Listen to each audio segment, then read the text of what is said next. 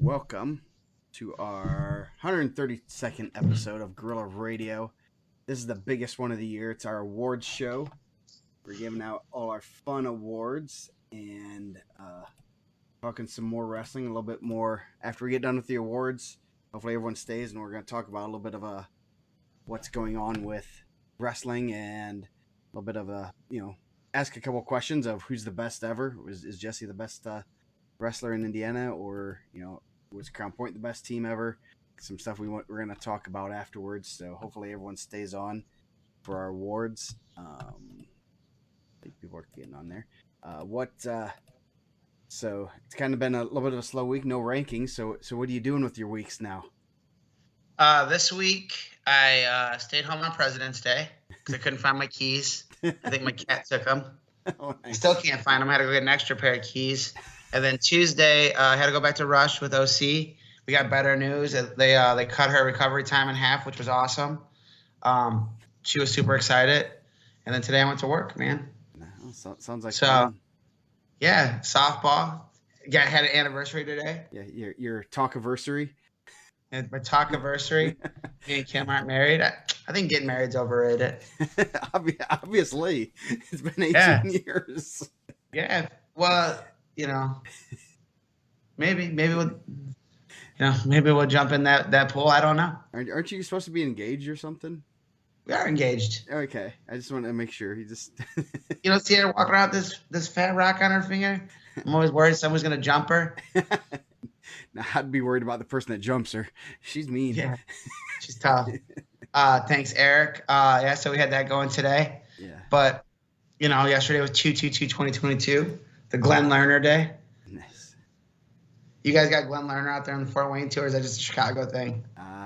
No, we do not have him in Fort Wayne. I don't even know who he's a lawyer, man. That's his number, 2/22/2222. Oh, nice. He's like the Sal Goodman of our area. Nice. So, yeah. I took a couple days off of being in the wrestling room and was back at the little kids club last night. So it's, and then we'll be back there tomorrow and got a tournament this weekend. Rocco's going to start dominating, we're going to start trophy hunting. Let's go. Just black. Brandon, that's my guy, man. Brandon Root, the best cameraman in the business. I'm gonna start getting him to come to the house and film for me. Nice. Did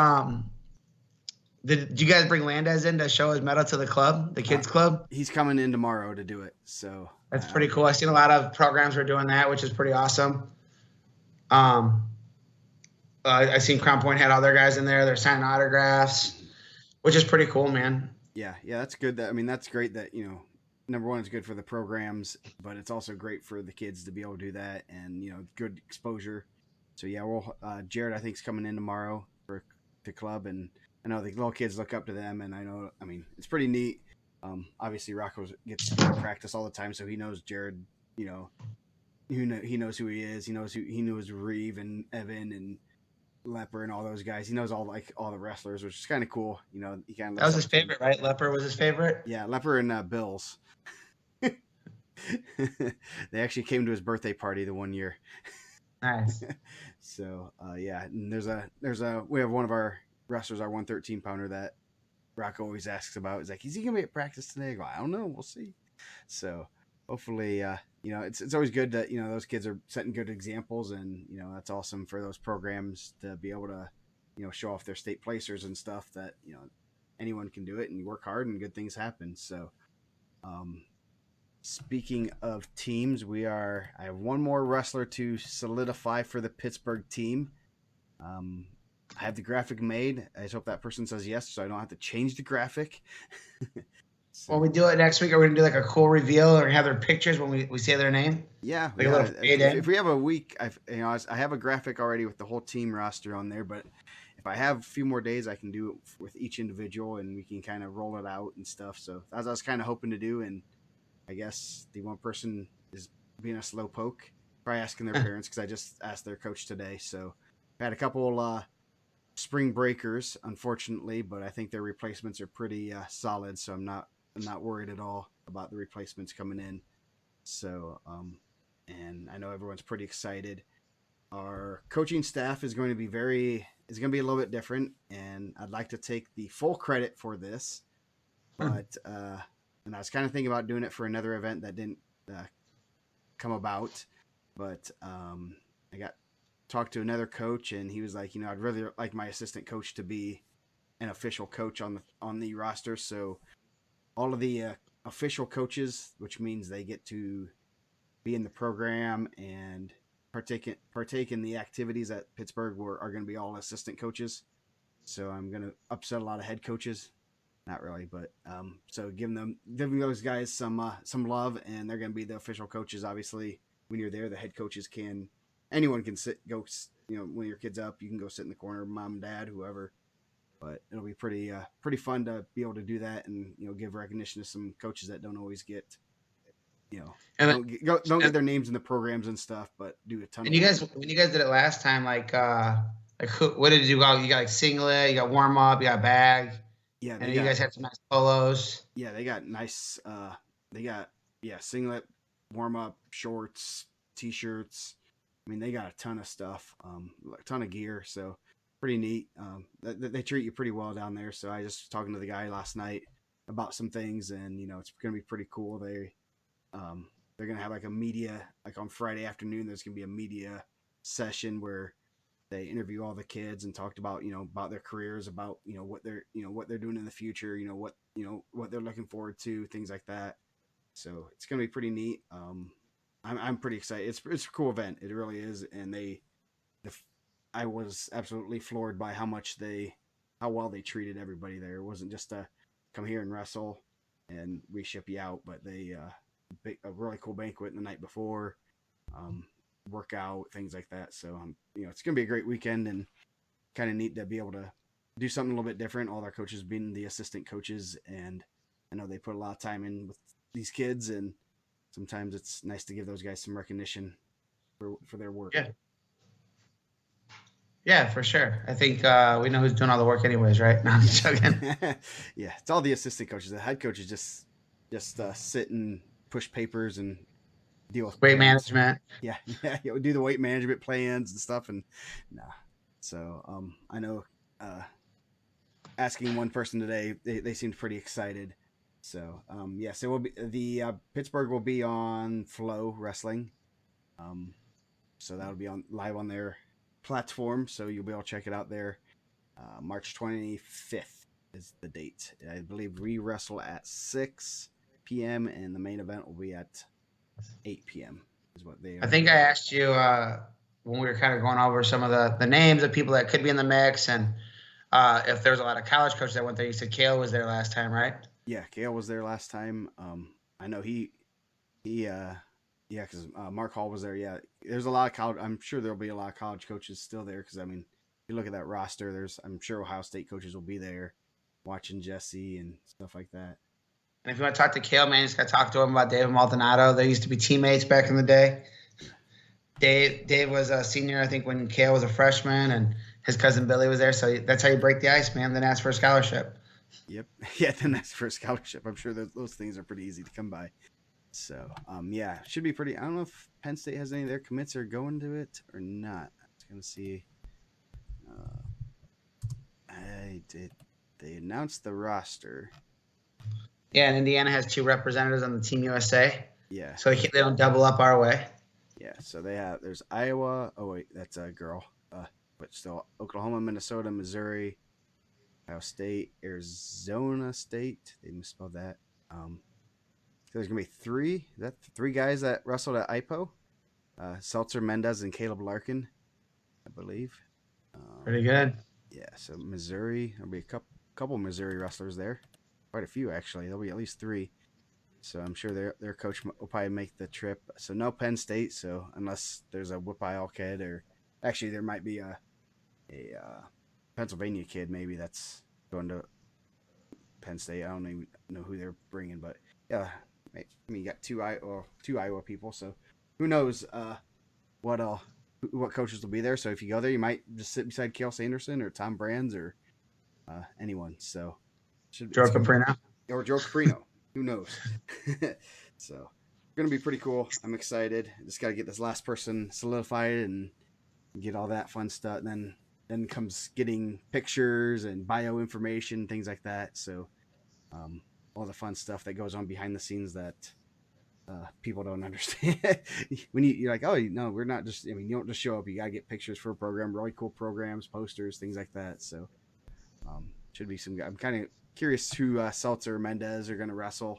That's always fun to see. And I know they were saying that they thought, I forgot who they said they thought Mendez was going to wrestle, but it was someone that was really good on top. mm-hmm. Yeah, I remember. Yeah, talking to his dad. I can't remember. Yeah, there's a name that kid hasn't been wrestling for a while, but has come back. So should be pretty cool. So with that, since we were mentioning Ryan Crookham was the kid that they think Jesse's going to wrestle there from Lehigh. He's going to go to Lehigh. Nice. Should be a good match. So yeah, and the week before Jesse's going to wrestle Swiderski in Detroit. So he's gonna be well, one match isn't gonna hurt him, so he's gonna get after it with one match, that match on that Wednesday night before NCAs. That's a pretty cool part. Yeah, I'm kind of trying to see if I can find a way to get up there early, since I'll be at NCAs on Thursday. So I might just go up a night before, and Hector will save me a spot, right? I was waiting for him to chime in here. He can save me a spot on the bench or something. Get a meeting. Resting up, man. he's had a busy week. Yeah, yes he has. So with that, we're gonna get into our awards section. We're gonna, we're speaking of assistants and coaches. We're gonna add an award this year, and it's kind of a, it's one of those things you want to say assistant coach of the year, but in all honesty, most programs have more than one assistant that is a very vital part. So we're going to have a staff of the year, which is basically the assistant coaches. You want to list off all of the winners? I'll put the graphic up wherever I put it. Yeah. I think we kind of talked about it. The Crown Point coaching staff. I mean, you see a lot of these guys at all the events. You got Bill Hawkins, Vince Sessa, Darden Sherg, Brendan Cosgrove, Anthony Hawkins, Doug Strayer, Noah Lamore. That's who's all in the picture. Then you got Scott Hinkle and Dave Hinkle, who are not listed in the picture. Yeah. So, I mean, obviously, I think that speaks to their success. Is like they got, three champs in there. What, 5, 6 semifinalists, 7 semifinalists, and then you have a former Big Ten coach on top of their head coach, who just got coach of the year also, and Sunday. Yeah, that's a pretty big. It's a staff of just loaded with people, all different sizes, and you can kind of tell what.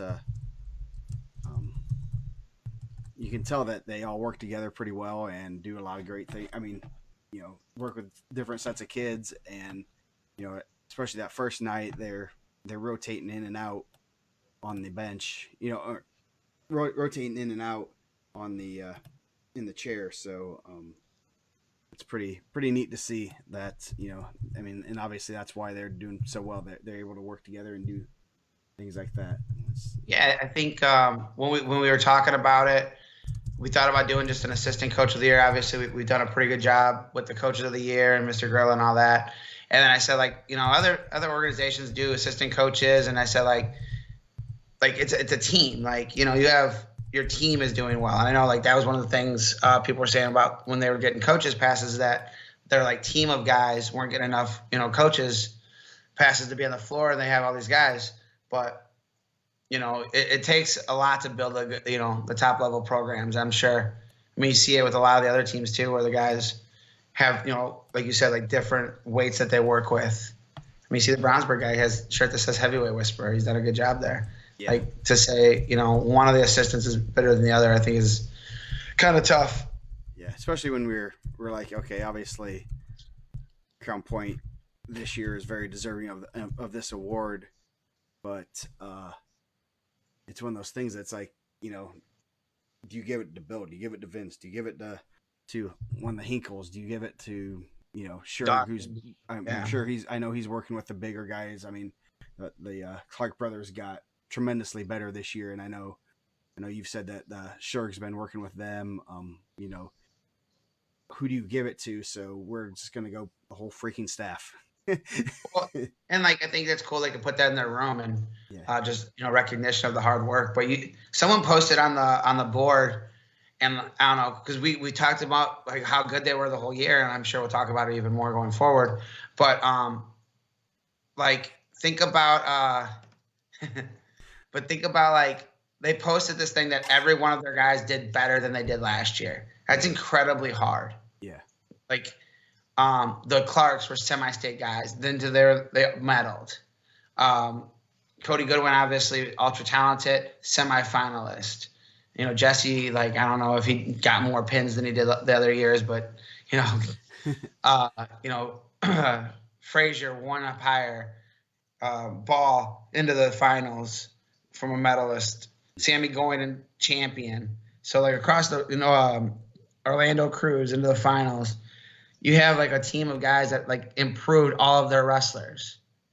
I think that's crazy. Like there's a lot of teams that we're like, oh, that was they kind of laid an egg, and those guys improved on what they were doing. And then they got like other guys that are filling in, like Liam Begley, who hadn't wrestled since he was a kid, and he's qualifying for the state finals, wrestling a nationally ranked guy Friday night, 3-0 or 3-1. Yeah, that's crazy.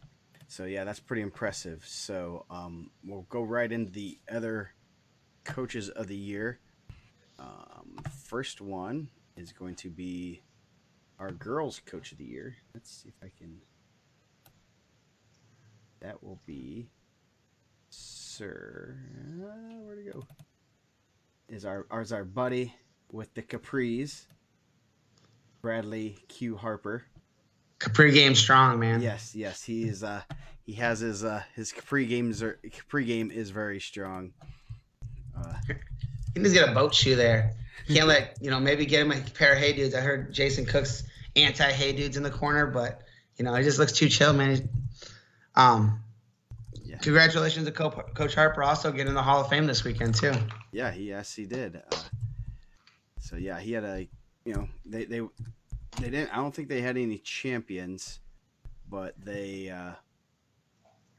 had. I'm trying to type and do all this and talk at the same time.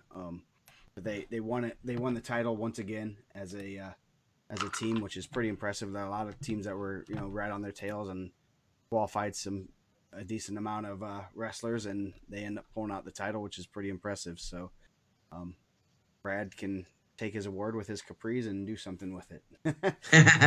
I hope he hangs it up at the Froyo. What is it? The Urban Swirl? Yeah, Urban Swirl. Man, I should have worn my. I am wearing my East Noble Wrestling State Finals shirt with the People's Champ, Aiden Spray. The People's Champ. Yeah, this East Noble thing kind of makes my skin itch, but I'll wear. Man, I forgot. I should have worn my Hobart Club shirt, man. We for winning the regional pick'ems that we set up on the low. Nice. So yeah, congratulations to Mr. Harper. Always doing a great job there. Always fun to talk to, and never know what you're going to get with him. No, and obviously, like not that I weighed into it. We did it based off of high school, but he also coached the most accomplished women's wrestler in the state. Also, he was at the Olympics. He got a ton of face time at the Olympics. If you go back and watch those matches, he's always there. Yes. I don't remember if he was wearing the international pants there either, but I think he was setting the trend, man. Style, man. That we're gonna start calling. We're not gonna call them capris anymore. Now they're gonna be international pants. Yes. So, let's see, where's it at? Gotta get tweeting this at the same time, so I'm double duty here. So, our 4A, we'll just go through the rest of the coaches. Our 4A coach of the year. This is a pretty easy. Obviously, this goes in with the staff. Coach Brandon Lorick from Crown Point. Not much else to say. We already said that about the coaching staff and everything. That they had a pretty darn good team this year, to say the least. Yeah, we'll talk about it. It's on our show notes. We have short notes tonight. Yes. So we'll talk about that in a while. But congratulations, Coach Lorick. Yep. Real good dude. Yeah. So our 3A coach of the year is going to be another pretty easy one. Coach Chris Cooper of Columbus East. obviously they had a real good season. Got another guy under the lights, 2 state placers, 3A state title. So obviously, pretty easy choice there. Yep. Also, another real good dude, man. Yeah. No hair. I think we're getting a trend now. Yes. Can we go 3 for 3? Obviously, the trend right now is people without hair. So who's going to be that? So our 2A coach of the year. And Coach Cooper was on Pittsburgh Wrestling Classic coaching staff last time. Yes, he was. Yeah, he was on that staff. I mean, probably the best looking staff ever assembled. I would say. Our 2A coach of the year, Tim Myers from Belmont. They had dominated 2A this year. 2 state placers, 2 5th place finishers. Really good season for them this year. Yeah. The 2A, I think they were the only one that didn't have a real tight one at the team's championships.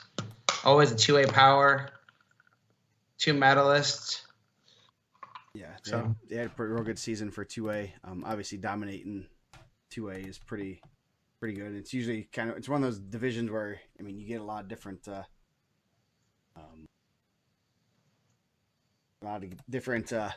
mixture of teams and stuff, and it's not easy to win. And they were runner up last year, won it this year, and this is his first year officially as the head coach. So congratulations to him. Our 1A coach of the year, the only one with the state title. Sorry, I couldn't find a better picture. Nah, man, looking handsome. I thought he was wearing an IndianaMat shirt at first. That's a zebra shirt. Coach Clint Guard from Rochester. Obviously, they were runner-ups at state, and then they ended up, having a state champion, having a couple placers, winning semi-state. Pretty real good stretch run for them this year. Yeah, it came down the wire too. Marshall Fishback, back-to-back weekends. Yeah. Being a hero for the Zebras to win the semi-state, and being a hero for the smaller teams and win himself a state championship. Keeping that dominance of Fort Wayne heavyweight. And then I think they said that he has a crazy story about that. Like, we'll have to hear it sometimes, right? Then they post that. Yeah, he talked a little bit about it on the Dana and Rex show. I posted that Tuesday. And basically, he wrestled when he was younger, and then his father died. Marshall or Clint Guard? Marshall. Okay. He wrestled when he was younger, up to about 2nd or 3rd grade. And then when his father died, he kind of stopped wrestling, just focused on football, and then they talked him into it and stuff. So check it out. Obviously, he tells it a lot better than I do. So check that out on that. It's in that 2nd hour of the podcast. So pretty good stuff, and obviously a cool story. Comes out for wrestling, works his butt off, and we were just talking about it today. How many kids didn't qualify for state in their first time qualifying as a senior win state? It's since 92. Let's see, where did I put that data?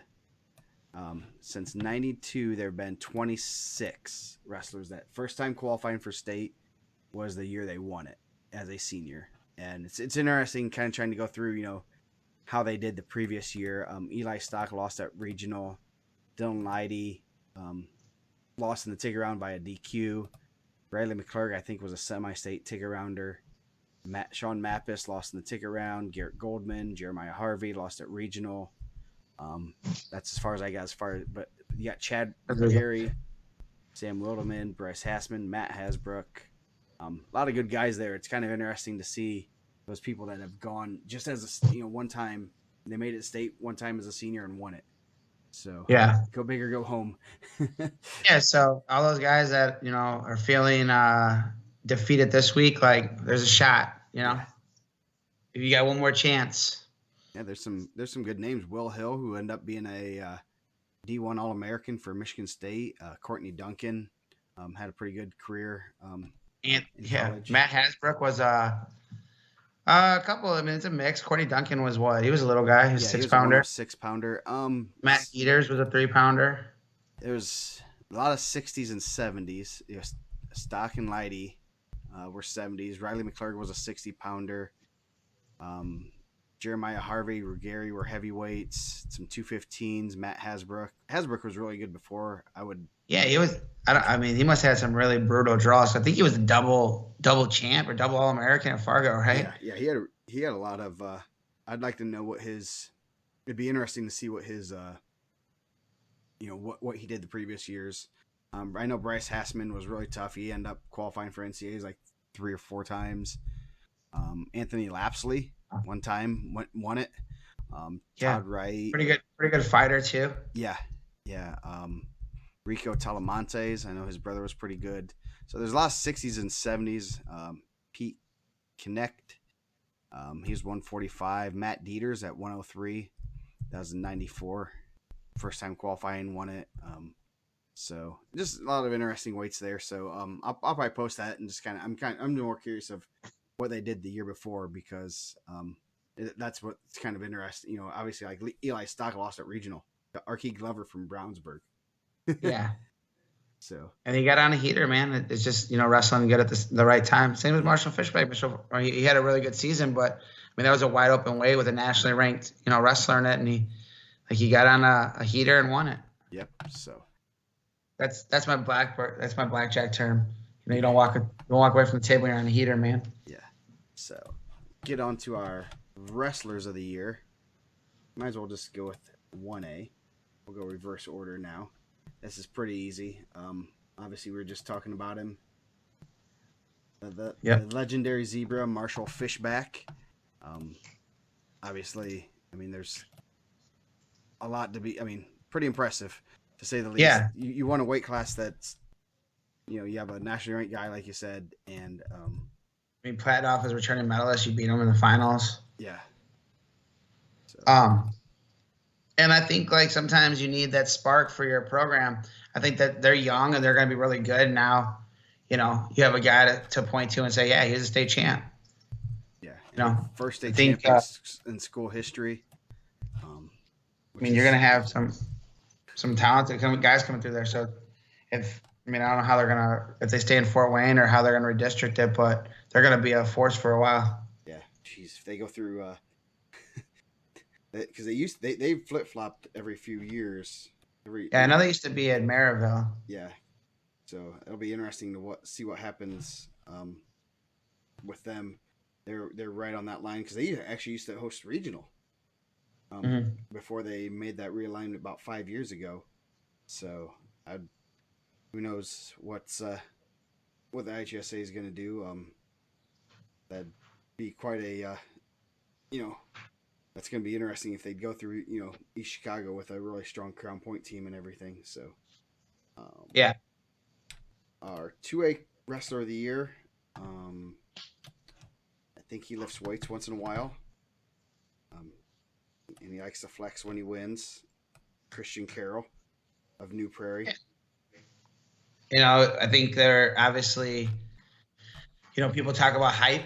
I don't know, like a negative thing. And I think that he had a lot of, I call it buzz. Like he had a lot of buzz coming in. I think he lived up to it. I thought that was a pretty tough weight class. And he lived up to the buzz that was surrounding him. And, it'll be interesting to see what he does going forward.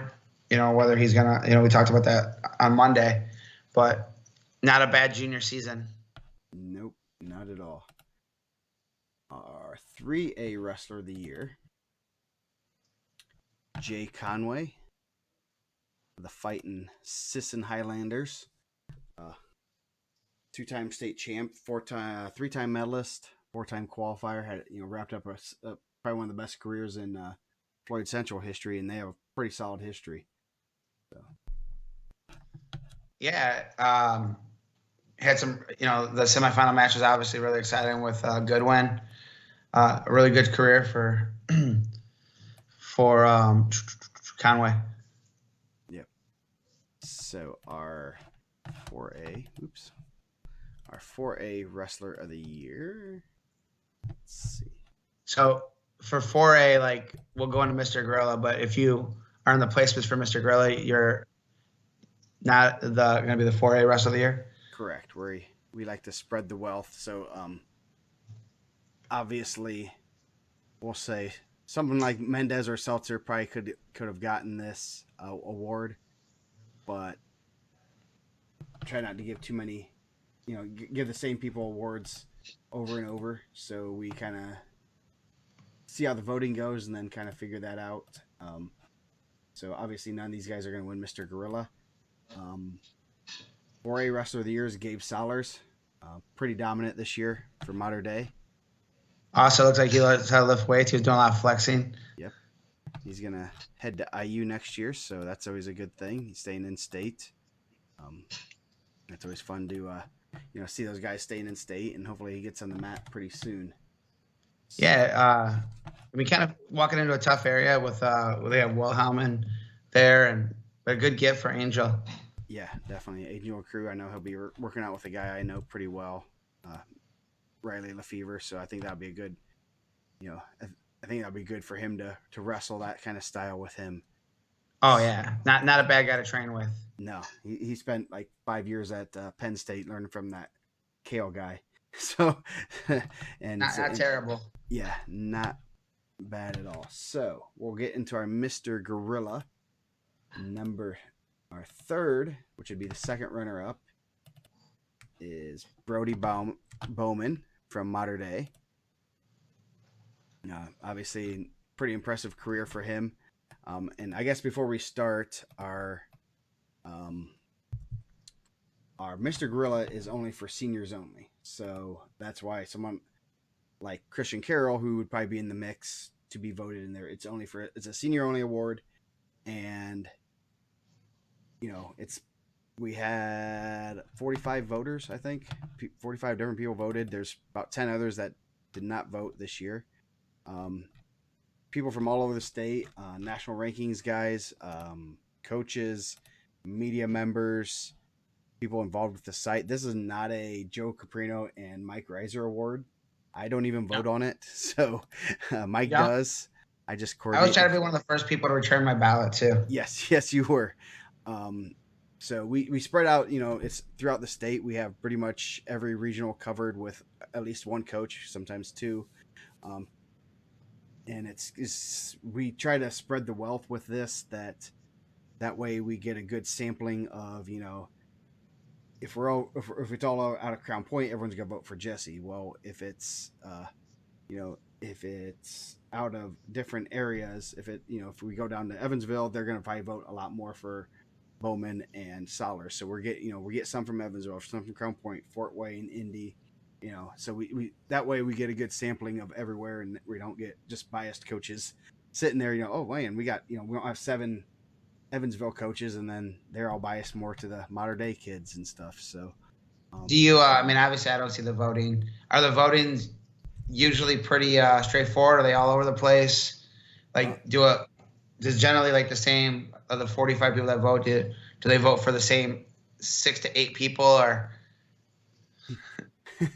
I was gonna buy this guy a drink. I forgot when we were at the district. I seen him there. The votes this year was pretty. There were 2 guys that set themselves apart. Obviously, after that, it got a little. Sollers and Bowman were in Conway were right there, pretty much interchangeable. Because Bowman had the most votes and kind of separate himself a little bit, but once you get that many votes, there's 45 people that voted, so he separated himself pretty well. So there were 17 different people that got votes, so it got a little bit. Some people maybe voted for their guys or someone that they saw that was that they think deserved to get one of the top 5 votes. And we send out, the ballot's a 1 through 5, so you rank your best 5. That way we get as good of sampling as we can. So yeah, it's pretty interesting to see. Obviously we don't tell people who to vote for. The girls voting was just crazy because there are 4 different girls. There's some really good girls this year, They all had pretty similar record, credentials, and you know, we also do, anything that you can kind of think of like character is something that we put in there. Obviously, if the person isn't of high character, you're representing the state, you're representing everything, so that always feels, that should hopefully play into your votes. So, for the girls, that was just all over. There's like 4 different girls in the lead at specific times. I was like, this is getting too close. I need to try to get a couple more. I added some voters late because I just wanted to make sure that we could get at least an ounce of separation because I felt kind of mad. So, but yeah, this year it's been pretty easy. Next year's going to be interesting. I think next year we might have, I think it'll be really close. See. Yeah. So now going on. The runner-up. The runner-up is, drum roll. Should have got some. As I spent too much time doing graphics. Mr. Zeke Seltzer of Indianapolis Cathedral. Obviously, just an absolutely impressive career, and probably would win this award if it wasn't for the person that is. I spell his name right. That doesn't look right. Well, I think you're right. Like in most years, like Zeke would be the guy. Yeah. Oh, I totally spelled his name wrong. Oops. We're gonna have to fix that graphic here. But 3 losses in his career: 2 to Jacob Moran, 1 to Jesse Mendez, 3-time champ. Like done well in the national scene, going to Missouri. We talked about how good a person he is. He represents the state well. I mean, I think that if people not that they ever question, but sometimes it's hard to gauge how guys are going to do at the next level. But if you go back to last year's Super 32 and watch him wrestle Drake Ayala, who's done very well at the NCAA level as a freshman, you could see like kind of how good Zeke is. Yep. Like on a national scale. I'll have to get that graphic out after the show. I totally spelled his name wrong, and his dad will kill me. So yeah, Zeke just an awesome career, and probably would be up there to win the Mr. Gorilla Award himself if it was not for Mr.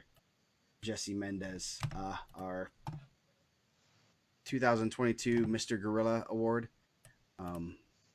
Obviously, pretty good career to say the least. Yeah.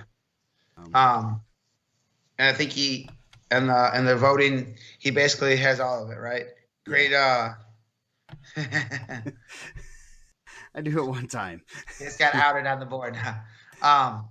But character, representing the state, accolades, national accolades, international accolades, 4-time champ, like great teammate. I think it was pretty clear cut. I mean, I don't know. Obviously, I didn't see the voting. I would assume the majority of the people voted. Jesse won, Zeke too. Yes, that was, pretty much all but a handful of people voted. Jesse had, of the 45 votes, he had 41 were first place votes, and Zeke had 37 second place votes. So, pretty standard across the board. So yeah, and with winning the Mr. Gorilla, now you get a vote in future Mr. Gorillas. Yes, you do. Those are Miss Gorilla Awards, aren't they? I have them up here close by. Let me see if I can grab one. So we send those out to the guys that's went up before: Mason Paris, Brayton Lee, Chad Red. I forget how long we've been doing it for. Sure, Joe have a better idea. This is our Miss Gorilla Award. This is one that's broken, but nice. They're big. You get to show them off. So a couple of them broke when they shipped them, so I got some extra Miss Gorilla Awards. So, do you have a list of everyone that's won it? Yes, I do. I can give you the. Let me bring that up. It's on our little website. How is that not a clean? Did 4 guys miss the state finals the last 4 years? How is that not a clean sweep? No comment. I like to think it's a computer glitch. What? I guess I'm confused there. Because he's saying that because Jesse didn't get the he get all 45 first place votes. Oh yes, okay, yes. Yeah, okay. Okay, so Cotty won it last year. And then before that it was Silas Allred, Asa Garcia, Brayton Lee, and Mason Paris. We did a double award. Andrew Davison, Chad Red, and Tommy Forte. So pretty good group of guys there. Not a bad collection of talent. Yeah, and I could probably put that. You can put that in that chat if you want to take a look at it, and I'll update that once I'll put out the article here. Who all won it with the awards and everything. You can go look at all the other award winners, past award winners. I think 3 different. Actually, just 2 different Belmont coaches have won it. So McCormick's won it twice. Brock Hudkins was a 2A coach wrestler of the year twice. Mason Paris once. A lot of people in there that a lot of good names in there. So anyway, so those are our awards. So we need to get like one of those confetti pops. Yeah. Congratulations. Yes. So have a drink to them. Yep. Vodka. Yeah. Yes. So I'll be printing up, getting the awards ready. Hopefully we'll see some of those guys at Pittsburgh and give them their awards then. So it's always fun to do those awards and see the voting and get that out there, and thanks to all those that voted. Quinn, maybe if you're nice enough to me, maybe we'll get you on that list, because we can always have more people voting. I mean, you could be the only ginger probably on the list. We got to include gingers, right? Does Spires not get one? Is Spires a ginger? Kinda. Yeah, Spires got a vote, I'm pretty sure. I don't know if he voted, but I think he does. Yeah, he voted. Yeah, so yeah, he's out of the Goshen Regional. So yeah, so it's always fun to see this, and I think next year is going to be fun, really cool to see who comes out on ahead. Next on we're going to come back on on Monday, and we're going to do the grade rankings. So that's going to be kind of fun.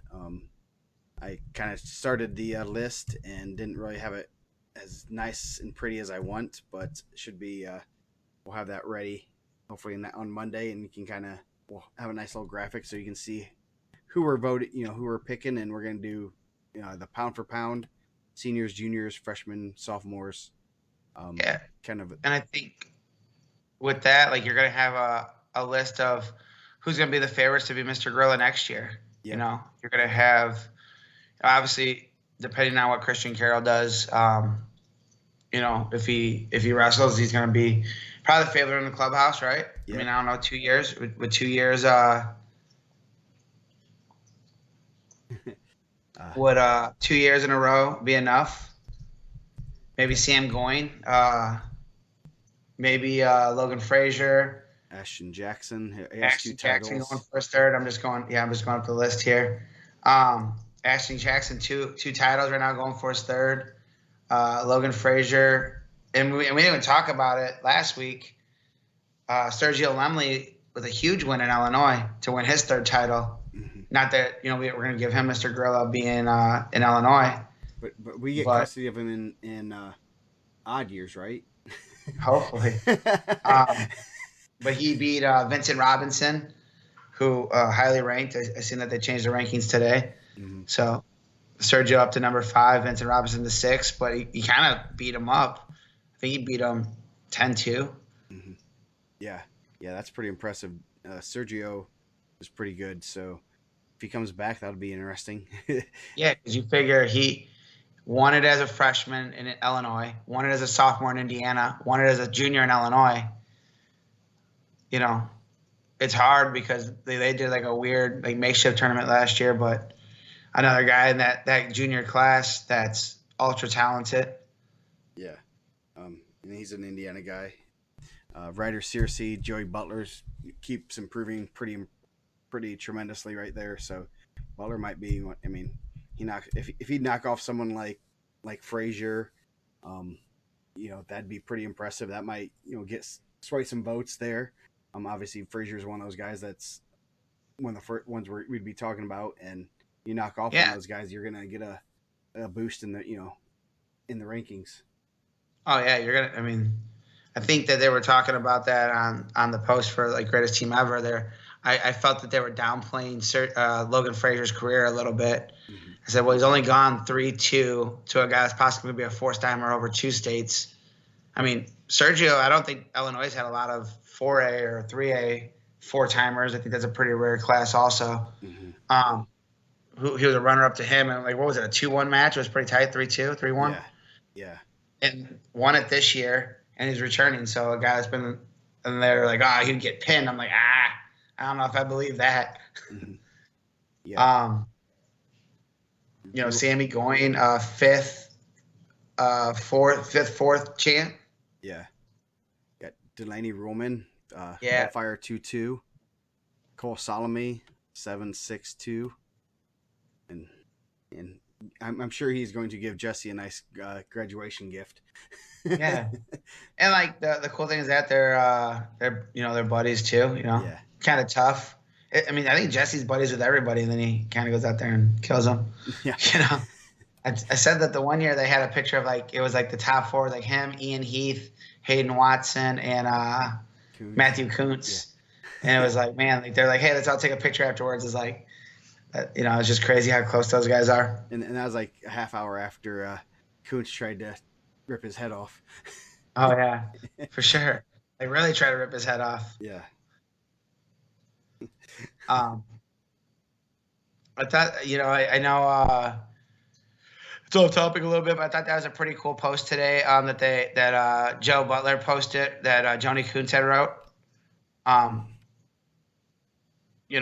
If what you like, what you don't like, you can email her. She's going to compile something. She's, that's unfortunate because I think that those guys, Jerry Landis got his name up there twice, huh? Yeah. Hey, that's just, that I hate to see that kind of stuff. I mean, everyone makes mistakes, and just like I just did. Yeah. And I understand like the concern with that, but I think the Orlando Cruz, spelled with Cruz like not Cruz. I don't know if that's. I thought that was it took a lot of time to write that out, and I'm sure like Joe posting that, she appreciates it. But if there's something that you like or don't like, send her an email. Joni's great. I think that if you've been to a wrestling meet that she's at, she's a real sweetheart, and that she's taken her time to do that, I think is pretty impressive. Yeah, no, that's. I saw that. Or actually, one of my wrestlers posted that, sent me oh look, Landa's placed at 2-weight. I'm like, what? I saw that. I seen it on the board. I seen it when it was happening. Yeah. Like you said, people make mistakes, but those guys, you want to get a picture of that, and it's tough. Yeah. But she put both of them in there. What you like about it, what you don't like about it. I think unfortunately, people lean more to what they don't like about the state finals to what they do like. We can all look and say at least we weren't stuck in an elevator for a long time and double charged on our rooms. Yeah. No, we're joking, but I thought that was a good post, and I'm glad that Joe posted it. And hopefully, if you take your time, write a nice email. Yeah. She's a sweet lady, and I think that sweet lady, that makes her sound really old. She's really nice. Yeah. No, I had a neighbor that was a really sweet lady. One time, she used to give me candy all the time. Yeah. Someone said that one of the South, I think it was Sprunger, said that they're at the football state finals, and they totally butchered their coach's name, which was in the writing or the pronunciation. In the broadcast. They had a graphic with his supposed to be his name, and it was not his name. Did he have a wild name? Is it something tough? No, No, it's a pretty simple name. Smith. Yeah. No, I don't know. I think it's tough. I don't know if it's I don't know. Like I said, I always tell people I don't have like all the answers for it. Like the ticket thing, yeah, that sucked. I think that was a tough situation. We talked about that a little bit on Monday, but I don't know if anyone didn't get the tickets that they wanted. I mean, you guys had wrestlers. Were you guys able to get your tickets available before the general tickets went on sale? Yes, they were able to get them. My I assume parents had a because little bit of Hector issues because they didn't realize that. I think you had to just go to the customer service desk or whatever over there and get them there. I know they were asking me, like, I'm like, on our way out after the second session, I'm like, I was like, hey, why don't you go there? And they end up getting their tickets there. So Grant Mosier, hey, listen, Doug Beal. Yeah. Hey, listen, Doug Beal was a stud. Man, that's the best day of his life. Yeah. Congratulations, Doug Beal. You gotta just put that on your application when you're trying to get a new job. Yeah. Yeah, like that's not ideal. I'm hoping that they'll work the bugs out. I mean, I know people don't like the split session. I don't know. I generally like I don't know, little things, weird things bother me. Yeah. You know, like I have like different things cause me anxiety, like those kind of things. Is like but it's weird because I'll be like whatever, and then like one thing I'll be like, I'll die on this hill because this is what I believe, and it'd be something like so random. Yeah. So yeah, it's one of those things that the split session thing. I know we went over it. Someone was asking why they wait. And I know this is from the other day. And they asked why they waited till 10 p.m. to sell the second day tickets, and it was because, and I like this idea, that they gave the parents first dibs. They gave, after you won, they gave the parents a stub that got them to get tickets first and get good seats. And that is 100% the right thing to do. So I think that is great for that. That's a very good move by the IGSA. Obviously, I don't want to wait up till 10 o'clock. That's way past my bedtime, unless we're doing Guerrilla Radio and it's already 10:30. And Mike keeps you up to 1 a.m. like he did Monday. I was on a heater afterwards, man. I had a bunch of stuff. Yeah. But yeah, that kind of stuff. I think that was a great thing for them to do that for their kids, for the parents and stuff, and the kids to have good seats. So I know, like they were posting. I think you pulled it down, so maybe I don't have to. That they were gonna boo Robert Falcons, but I don't even think they announced him, right? Yeah. They never got a chance to boo him. Yeah, I don't think they usually announce them, but I don't know what the. So I mean, I don't know. I'm not in that position, so I don't know. I'm sure there's a lot of moving parts. There's a lot of moving parts that go into like my everyday life to make Guerrilla Radio happen and have dinner before a certain time and be home. Like I can't even imagine like having to be responsible for 224, wrestlers and their family and their fans and the craziness that ensues going from there. Yeah. Yeah. People start throwing paper airplanes and stuff and, trying to take them out. Security come and get kids for throwing paper airplanes. I felt bad. I mean, I think they need to go back to selling the state book. You ain't trying to tear up no $5 book. Yeah. No. Yeah, that's a collector's item. You're not going to do that. Now that they're free, now everyone likes them, Yes. I know Kim was upset that they took out Ritter's frozen custard like 10 years ago and they never brought it back. They didn't have shaved ice. Shaved ice, yes. They got Kona ice, man. You gotta go. Who's gonna be the highest bidder? That's Kona ice. Chick-fil-A. My brother told me it was terrible. My brother said he went to Chick-fil-A. He wanted a spicy chicken deluxe, and they said all they got was regular spicy chickens. I'm putting that in my email.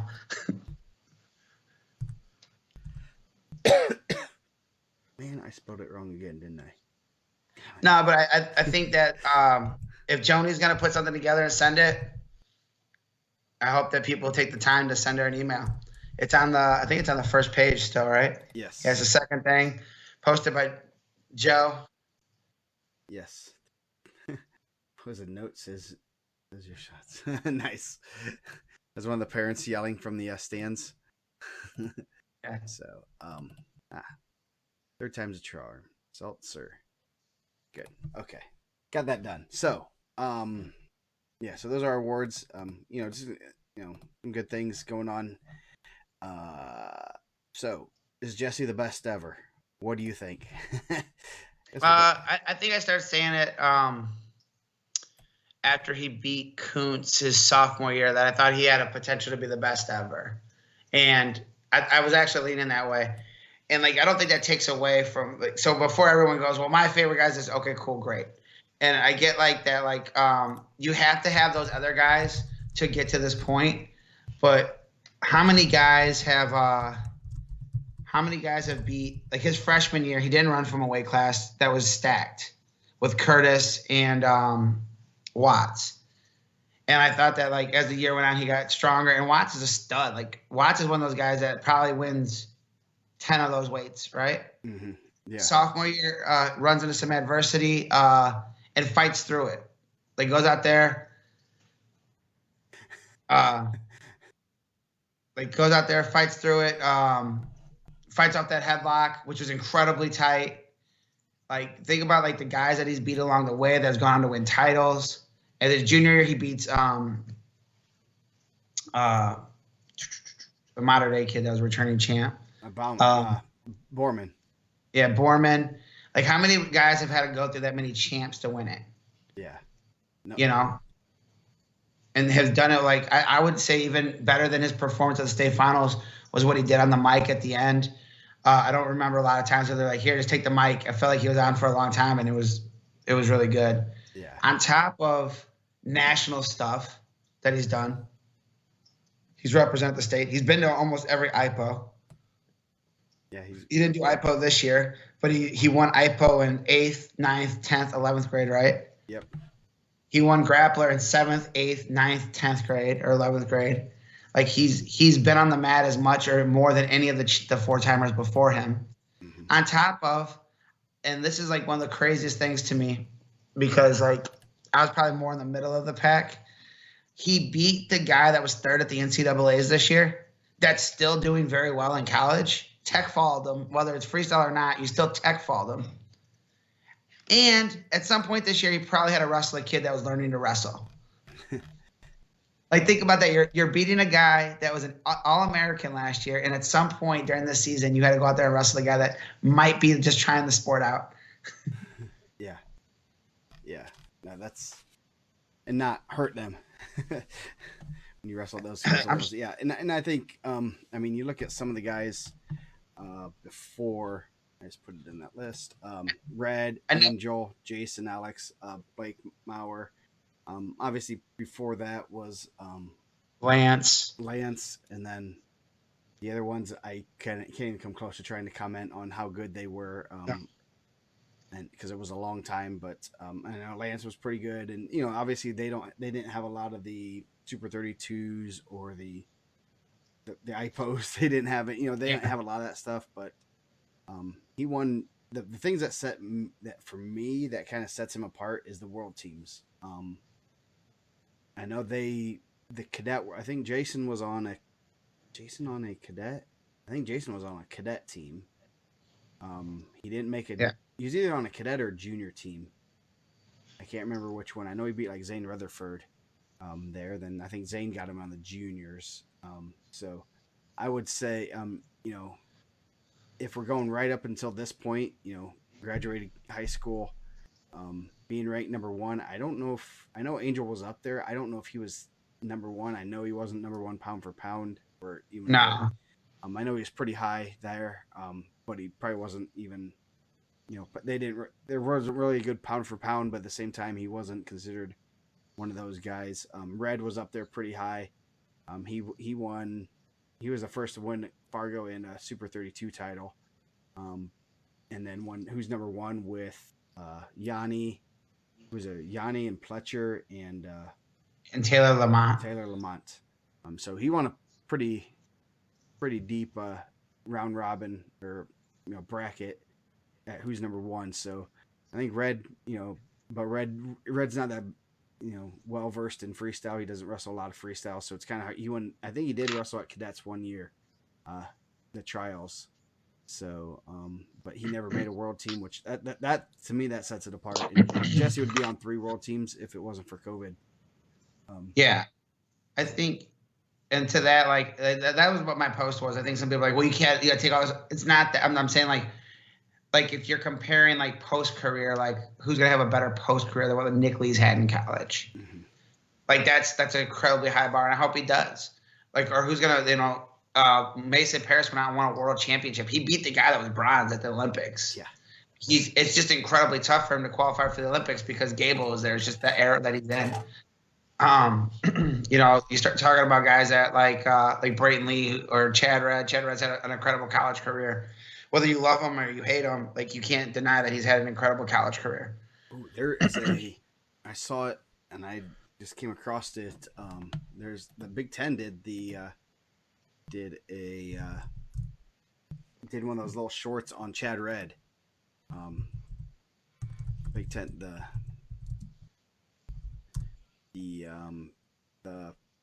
one of those little shorts they did on Chad Red. It was really cool. I'm gonna have to find it and tweet it out.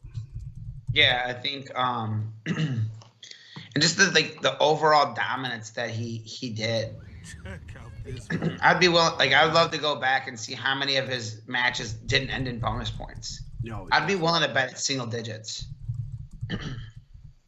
And not to disparage anybody else's career, but I know Chad's had some tight ones. I know Angel had some tight ones. I know Alex not as much. Alex was very calculated.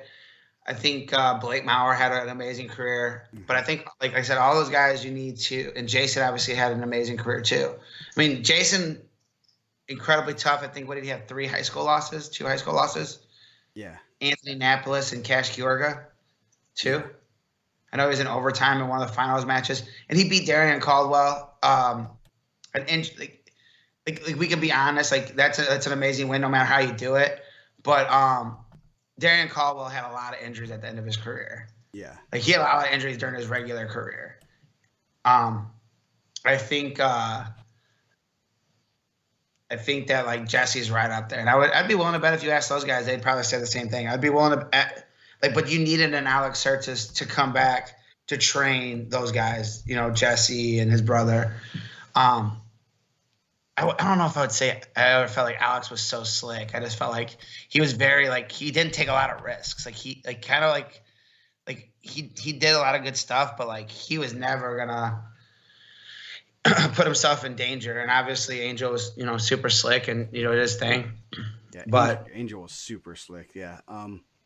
Yeah. I mean, it's so hard to. I mean, and they wrestled in a little bit different eras, and obviously it's been 16, 17 years since those guys were, wrestling in high school. So everything is a little bit different. The national scene has exploded with things like Super 32 and the world teams. I would say, as far as, I think Angel I don't think he made any, because they did have the Esquire and stuff like that. So yeah, he would have been right in that mix. So, I think Alex was never ranked number 1, right? He had Metcalf and Schlater in his weight. Mm-hmm. But that's what I wanted to say that too. I'm not discredited. If Lance Ellis wrestled in this era, he would still be Lance Ellis. Yeah. 5 non-bonus points in his career. It's pretty amazing. Yeah. Think about that. That's really amazing. I'd be hard pressed to find any of the other 4-timers that could say that. Yeah. I don't doubt if Lance Ellis wrestled today and it was you just took him from that time, put him here, he would advance and be great. I think Angel the same way, all those guys, but you needed those guys to do it. And I think when you look back of the guys that he wrestled, you had to beat a Watts in a weight with Curtis, where he beat Rio, who was really good. He beat Kuntz, who's a 3-time semifinalist, in a weight with Watson and Heath. Beats Borman, and then this year then beat Delaney Roman in the final, who went back to the finals up 2 weight classes. Yeah. Like Delaney Roman, like we talked about it on Monday. Delaney Roman's got to miss. No, everyone has their opinion. It's an opinion thing. I think. I mean, we could say Stefan's the greatest ever. Yeah. Like Stefan, majored Nick Lee when he was a freshman, was already very well accomplished. I think he only lost to Aaron Pico in the national level. At that point, has had as good, like he's an Olympian, has had as good or better career than almost anybody in the international scene coming out of Indiana. I don't think any of anybody's opinion is wrong. My opinion is that he's beat like the harder road. Like, has any of those guys beat a returning champ in their weight class? I mean, was Cash a returning champ at that point? It was, yeah. No, Brandon Wright went down, so I think Jason. Yeah. Yeah, Cash was a returning champ. Because he then after he lost that state, he ended up winning senior nationals, which that was like the tail end of senior nationals being crazy good, but that still was a big win for him, and he got third at state. So, yeah, Jason brings up a good point that he beat Cash, and Cash was in the semifinals, right, the next year for Purdue. Yeah, and I think injuries kind of derailed his career too in college, but that's pretty impressive. Yeah, I know that at one point, when Jason was at the Trikoff, it was him, Brandon Wright, and Cash Georga in that like round robin. That was one of the first. That was one of the first articles on IndianaMat. Yeah, it's pretty amazing. Went to Cash. And I think like Jason's really up there. I mean, I'm sure those guys would tell you too. Like, I mean, those guys have wrestled with them. It's hard to like sit back and say like, okay, well, this would have happened or this would have happened. I mean, who knows what Watts would have done if he wasn't injured? Yeah. I think like obviously like college wrestling is such a different animal where injuries are way more prevalent. You never really know. There's been a lot of careers. I mean, Schlater, we were talking about Schlater. His career was derailed by massive injuries. Mm-hmm. Yeah. Tersus. I mean, Tersus was pretty impressive. Angel was. Red was number one. One thing that kind of sets Red apart. He was ranked number 1 since about end of his sophomore year through when he graduated, which is pretty impressive, especially for Indiana kids who can't get to in-season events like Iron Man, Beast, Cheesehead. Yeah, and I think if we're doing like transitive properties of what other people have done, we were there the night that Chad won that four-way with Yanni D in it. Yeah, like Yanni D's an animal. Yeah, he's about to be a 4-time NCAA champ, and he won that, which is just unheard of. So. And that Fletcher match was unreal. Mm-hmm. Like that's some of the best scrambles. Like if you want to go back and watch one, go watch that Who's Number One with Chad Red and Luke Fletcher at Flow. Oh jeez. Or when Chad wadded him up at what was it, at Flow Nationals? Yeah. So I mean, and you can make an argument for any of those guys. I'm sure there's a little bit. I mean, there's always when you're looking at guys, when you're looking at the best ever, there is some recency bias. Obviously, we've seen. We just we're less than a week away from seeing Jesse do his thing, so it's like, oh yeah, but I still think it's almost the other way. I think everyone remembers the past way better than it was. Yeah. I hear that more often than anything. Well, when I was there, it was way tougher. Like, you're lying. It's not. Yeah. Like having good lungs and being strong and wrestling like Brian Shute isn't as good as it is right now. Brian Shute wouldn't even be a 2-timer. He couldn't even be loud and Swain. Yes.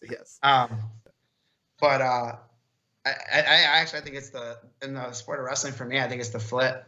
Yeah. I think a lot of people tell me about how tough it was back in the day. Well, we had a couple like I hate to correct people. Sometimes I don't, but we're talking about Jason and like, oh, he did this or this. I go, he won. He beat. He's basically saying that he beat Caldwell when he was 17 years old. I was like, no, he wasn't 17. He didn't. This wasn't the Olympic trials. It was a qualify or do go to the Olympic trials. Yeah. Little things. I mean, obviously we've all slept since then, but at the same time, the lore gets bigger.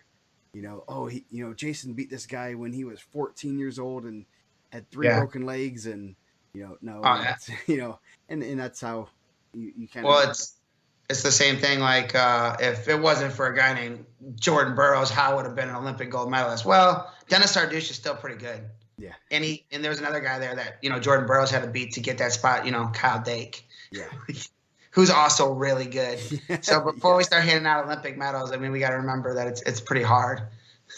Everyone. Hey, Danny, if you translate the name Caprino, it turns into goat. So you know. But I think like that was like one of the things. Like if it wasn't for, okay, cool, but like that's not entirely true. But we don't let the truth get in the way of a good story. Yeah. Yes. It would have been incredibly hard, and Jordan Burroughs was just to say like just because of a guy named Jordan Burroughs is probably one of the best American wrestlers to ever do it. Italian, yep. And Dennis Sardush was. I was just talking to Matt Gentry, who was in that weight at the Olympics, and he's like, yeah, like I had to wrestle Jordan Burroughs, who was a multiple-time world champion, Olympic gold medalist, and then for 3rd and 4th, I had to wrestle for 4th and 5th. I had to wrestle Dennis Sardush, who took the bronze. I took 5th, who was a multiple-time world champion. Nice. I was like, oh, so you had a pretty tough Olympics. Yeah, pretty. Yeah, so no, that's and I mean, obviously, if we're gonna keep doing these a little bit, I'd love to go over our the best 3-timers. Man, you'd have some good. You go Howe, Micic, Humphrey, all of them made world teams. Mason, all of world champ. Yeah, that first world champion from Indiana, like literally in any age division. So. And honestly, like you could he didn't wrestle high school, but everyone's very aware that Gable was an Indiana kid. Yeah, like both of his brothers. Both of his brothers were wrestled in Indiana. Bobby was a titleist here. He beat Riley and then moved to Minnesota. He might be one of the best to ever do it in the United States, period. No, Jesse did not beat. He only beat Watts. On the opposite side was Curtis. Curtis didn't make the finals. He lost to Rio, right? Yeah, he lost to Rio in a real close match. And I mean, and Curtis was a returning 2-time champion. I know he had some, he wasn't right that year. I mean, there's no excuses, but I know he had some, I think I want to say a rib injury or something, which is not easy to overcome. And you could tell he didn't look as fluid as he usually did. But obviously, taking away nothing from any, Rio was pretty tough wrestler, and so was Watts, and so was Jesse, and that was a brutal weight class. Yeah, I think he beat Watts at Al Smith in the semis. Mm-hmm. That's I would be one. I think the Al Smith match was pretty close, and there was a pretty close takedown, and that might be one of the 5 non-bonus point wins. Yeah, and then he majored him at in the state semifinals, didn't he? Yeah, I think I think so, and I think there was like an IPO weight that had a bunch of champs in it one year. Like I think he wrestled Littell there, and I think him and Littell was pretty tight. Another guy. We could do a list of like the toughest one-timers. I mean, it has to be right up there. Like if Christian Carroll's a one-timer, possibly Nick Lee a one-timer. Yeah. Braden Littell, like due to like injuries and transfers, really tough. Yeah, wrong. Well, let's see, that would have been the year before, the next year. I'm looking at some of the IPO results. It's gonna be like discussion fodder. Like it's not like there's a right answer. It's not like this is it. Like this is the only person that's ever gonna be good. Mm-hmm.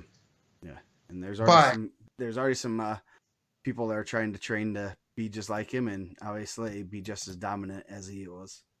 Oh, no doubt. I think that there'll be someone that comes along and he set the bar high, and it maybe comes out of their room. I'm sure we'll talk about incoming freshmen and guys like that, but like you needed those guys. Like it was weird that it went from 88 was when Lance won his 4th, or was it 89, 88? Something. Yeah. 2003 when Alex won it, and then the same year Blake won it. So we went, a long time between those two. And Blake won some incredibly tough matches. Oh yeah. He had some incredibly tough weight classes. You talk about his freshman year, Bobby Joe Maldonado's in that weight he's going to Northwestern, loses in the semis in overtime. That four with Nick Kuntz is in that weight, who was a couple times semifinalist. The next year, he's in one of those, like, all four guys I think were undefeated with him and Nate Newport and Jonathan Brownlee and maybe three of the four.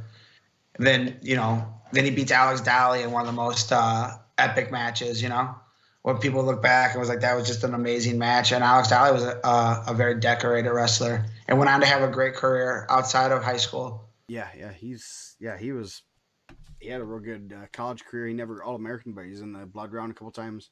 I mean, Dolly's one of those guys that if we go back, one of the best to never win it, especially taking into account all his post-college, post-high school career.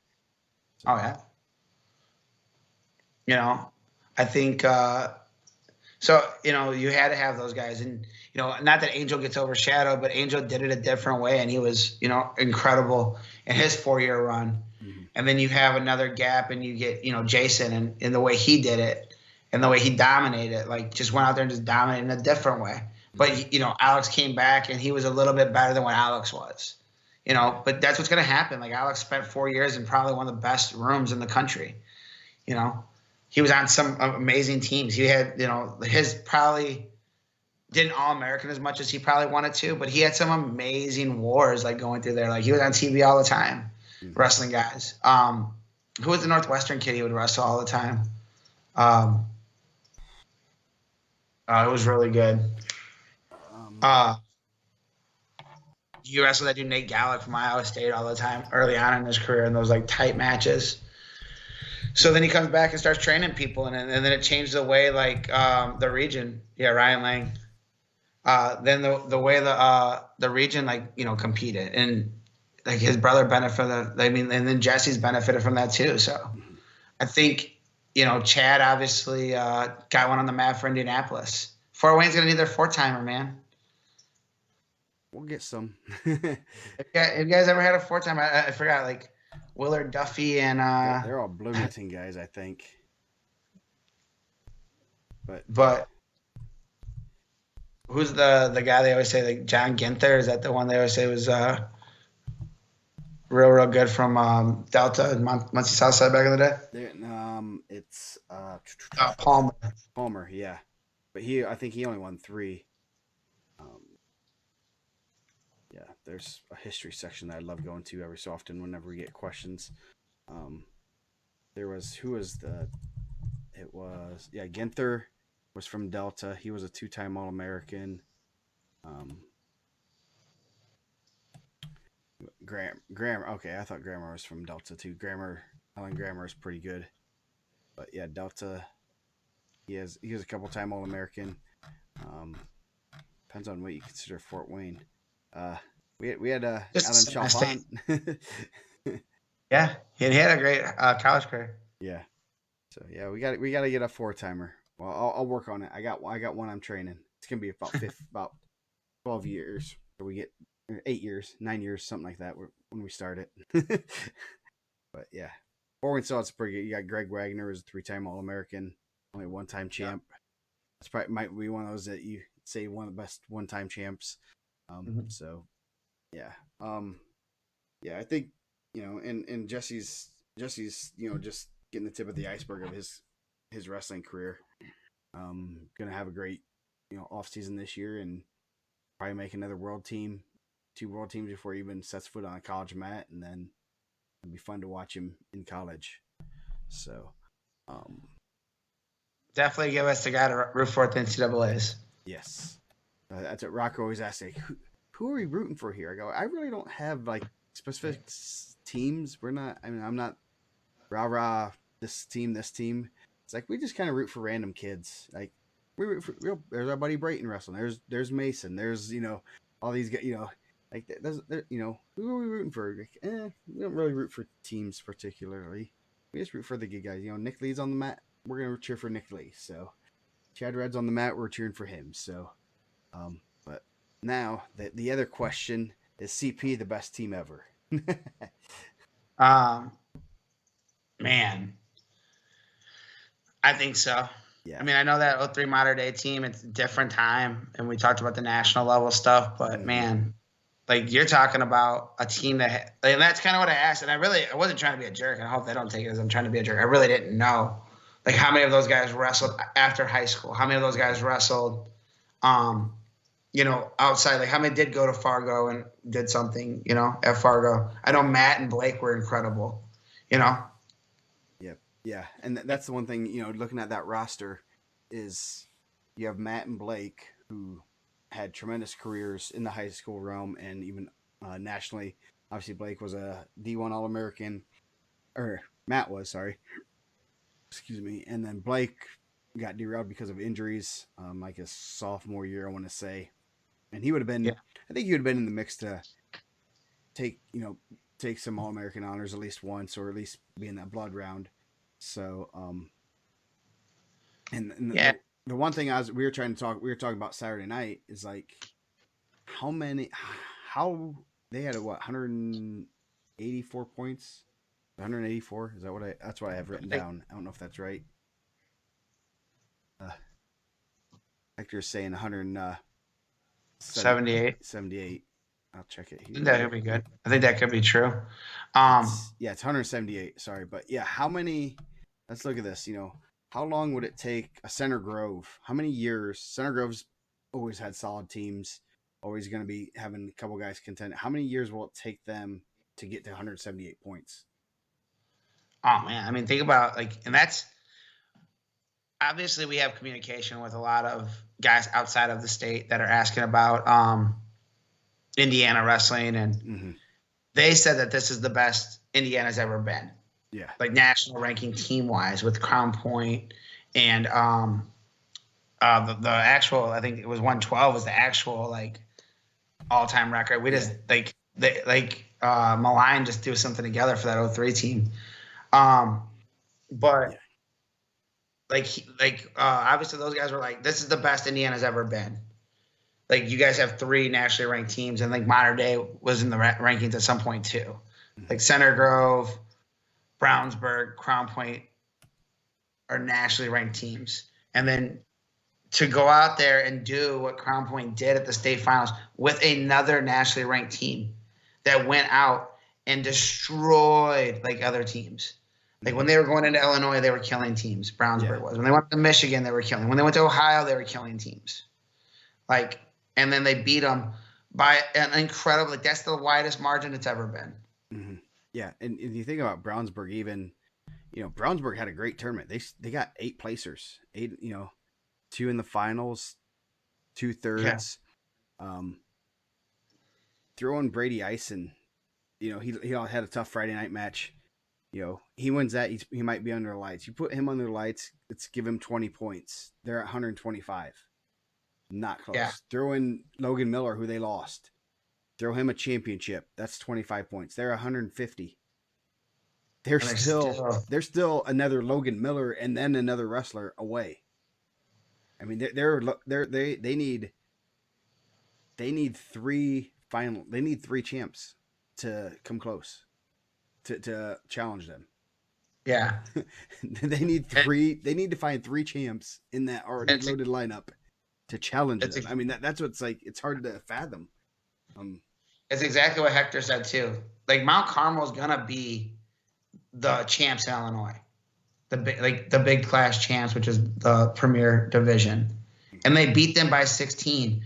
Mount Carmel had 5 guys in the finals because also they had Resendez, they had Seth Mendoza, they had Boersma, they had Colin Kelly, they had Sergio Lemley, and they had Damian Resendez. And Crown Point still smashed them. 16 is not close. And that's giving up 3 team points, so it should have been 19. Yes.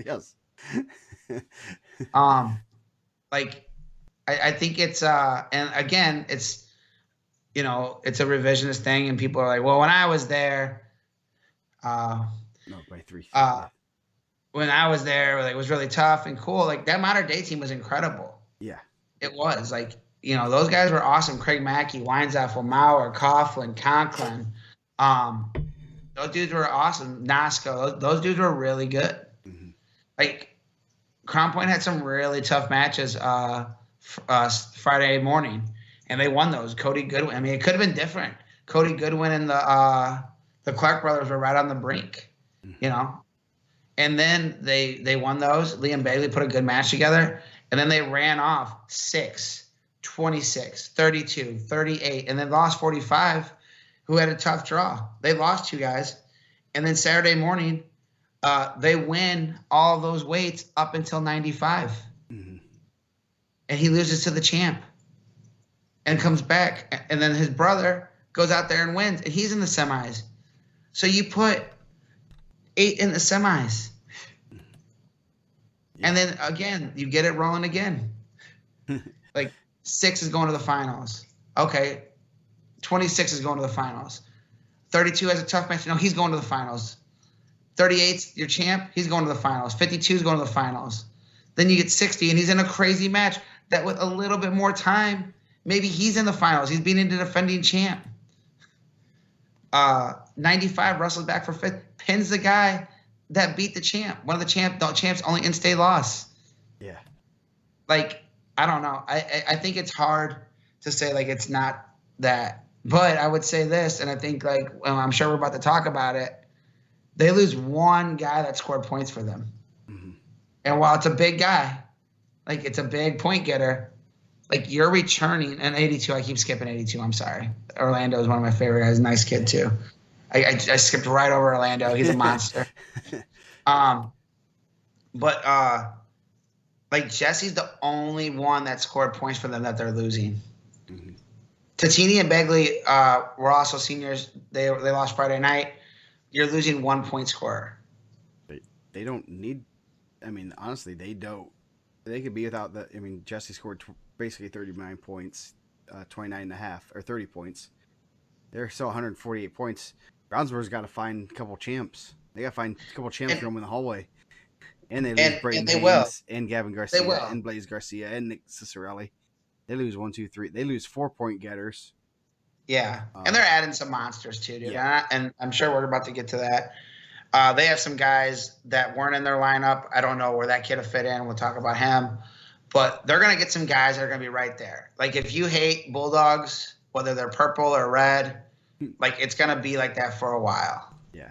And I hope, like, people, I think there's we talked about with Ed a little bit off air. He asked if I thought that was bad for the sport.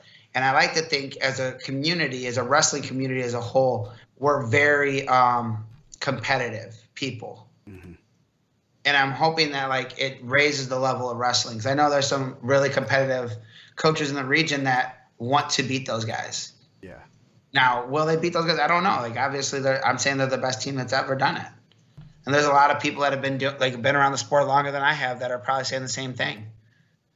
Now, if you come to me and say, like, the 1932 Bloomington team put 7 in the finals and had 7 okay, cool. There was also a war being fought at that time, right?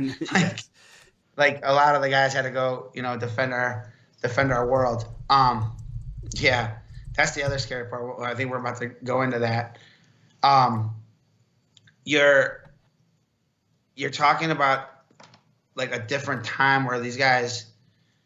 Like, Brownsburg, we talked about it on Monday, right? Brownsburg would have won it in almost every year except for 2 in the last 10 years. Yeah. 105 was enough to win it in every year except for the last 2 years. I think it was like Penn and Warren Central, right? Yeah, there was like 2 or 3. There was, over the last like 20 years, there was like 3 or 4 years where they wouldn't have won it with 105 points. And they were still close. It wasn't like this team 130. Yeah. Yeah, you have it. You can bring it up real quick. In the last, since we went back to the regular scoring, they'd have won it all but 2016 at 109, 2019 at 108, and then last year at 112. They'd actually got third last year. So, yeah. And then before that, no one ever cracked 100. I don't know if that was the same exact scoring system. Sometimes they've changed it. That was way before I knew much about wrestling and barely knew how to wrestle at all. I still don't. Yeah, I think it's been pretty cool, man. I think it's pretty cool. I think we're living in a pretty cool time. I think people that are like, oh, it's, the power teams kill wrestling. I don't think that at all. I think there's a lot of teams that probably woke up Sunday and was like, okay, like, what do we got to do to beat these guys? Yeah. Like, I'm sure Derek and Kyle and Heavyweight Whisperer and all those guys were like, hey, okay, how do we beat them? Like, what do we need to do to be in a better position to win that? And the same thing with the duel. The duel was amazing. Like, the team state duels was amazing. Yeah. And they're right there. I mean, it was a 1 or 2 point match. Yeah. That they could have, and there are a couple of areas where, I mean, you could have changed things just a little bit. It was a 1 point match, wasn't it? And it was a singlet strap that got taken down. It could have cost it, No, I think it ended up like they couldn't win. They needed They needed a pin to tie, right?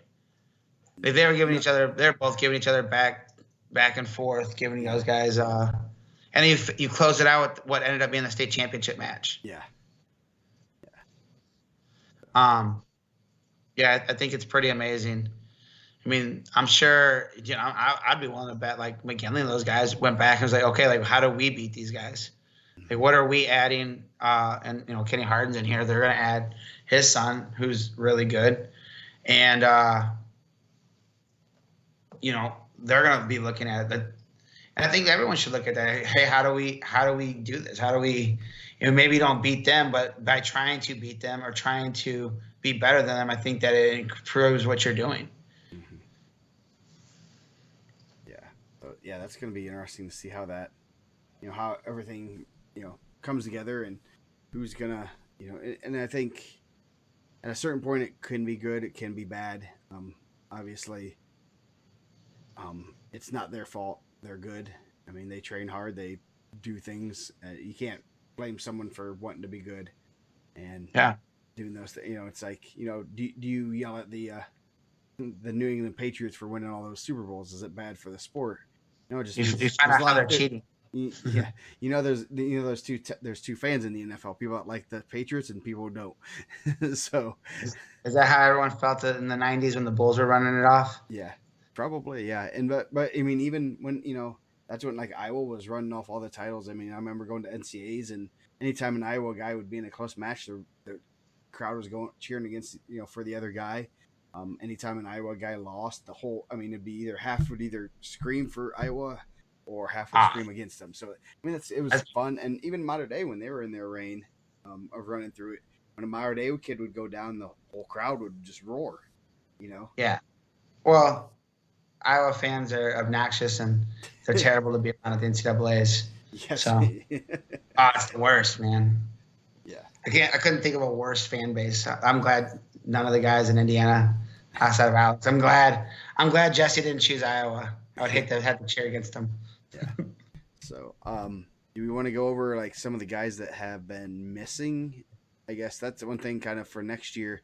Some guys that were hurt, or you probably have the list probably on the ranking sheet, don't you?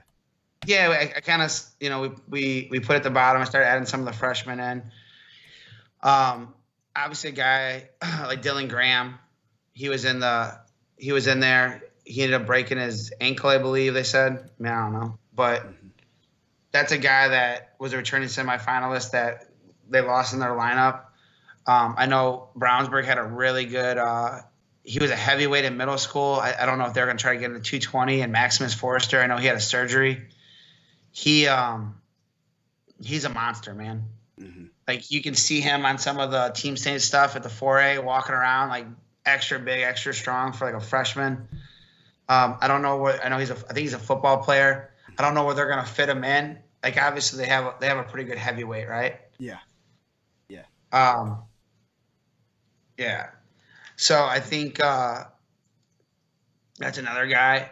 You hear rumors of guys that are possibly coming in from out of state. Those are ones you hold off on till you actually see them there. Mm-hmm. But you're hearing some medalists might be coming back, which would be Go ahead. William May from I'm just looking there. What was it? He was the one that was out for Ron No, Carter. he was the backup that was in, but he had a really good run Yeah. until then he got put out.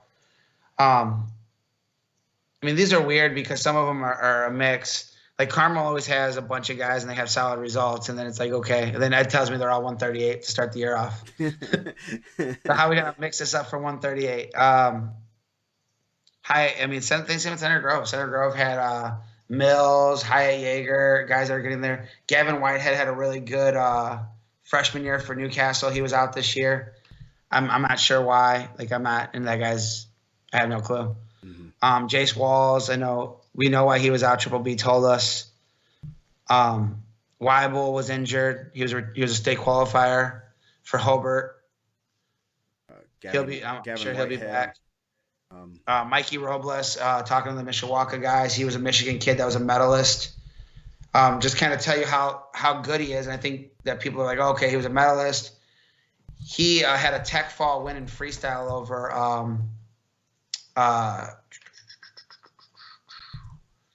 over Bryce Lowry this past summer. So if he can get in that room, that they can get him going, that's huge. That'd be huge for their program. Chase Carrington got pulled out right at the end. I don't know why he was out. Yeah, Keegan Garagenti was a guy that had a bunch of good wins, came down a weight. I think that was a solid weight for him.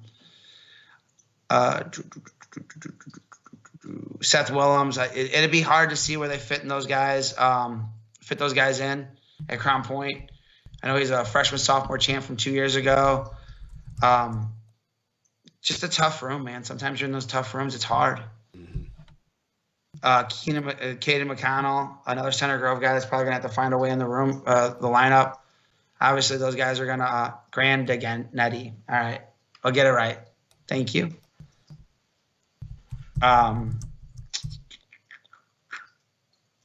Nick Boots will probably get back in the lineup now for Mater Day. Now that the 220's gone. Yes. I don't want to be the IHSA putting up wrong names, man. I got to get the pronunciation. Thanks, Joe. Yes, exactly. I don't want someone to go on there and say, I listen to Guerrilla Radio every week, and he says the names wrong every week. Joni, if you get that one, just go ahead and toss that one out. Yeah. I'm sure there's some other that are some that I'm missing too.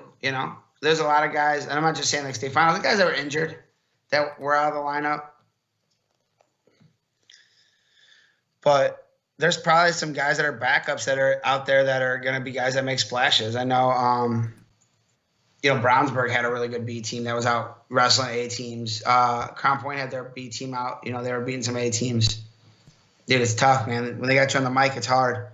Penn always has a strong B team. You always get guys that are going to step in. Mater Day has some guys. Mater Day has a little guy that was in the middle school state rankings before, had some good placements. That I assume he's right at the age to be in there. He might be a guy that makes a splash, but they're so tough down low with Schaefer and Sang, Egley. So he might be a guy that jumps in there. Yeah, they have a lot of. I mean, they're not ones you can sleep on. I know they have another Schaefer coming up. I don't know what grade he is in. I'm sure it's on the one sheet. I know they have a couple good Schaefers coming in there. So I know Vanover was in the lineup this year, right? Yes. Let me see. I'll tell you who it was right now. But it's tough too because sometimes you think they hit me with the Ben Stewart before. Sometimes you put them in the rankings and you find out they got held back a year. Yeah. And then they tell you, hey, they took a red shirt. And then you look silly. And then they try to come at you and you're like, man, like I don't know these guys, like what they're gonna do. Who was I looking for?